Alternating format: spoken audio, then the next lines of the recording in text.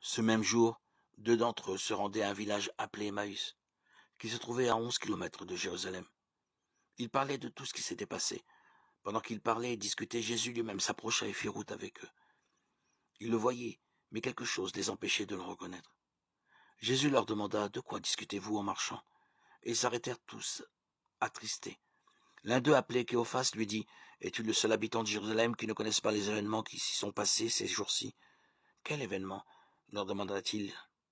Ils lui répondirent « Ce qui est arrivé à Jésus de Nazareth, qui était un prophète puissant, en œuvre et en parole devant Dieu et devant tout le peuple.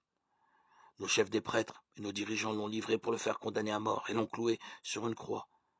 Nous avions l'espoir qu'il était celui qui devait délivrer Israël.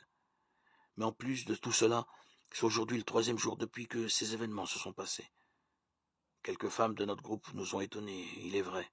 Elles se sont rendues tôt le matin au tombeau, mais n'ont pas trouvé son corps. Elles sont revenues nous raconter que des anges leur sont apparus et leur ont déclaré qu'il est vivant.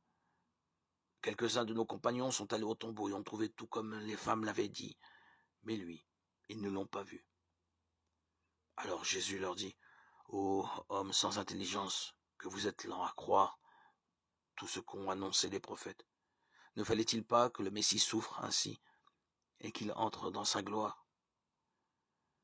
Puis,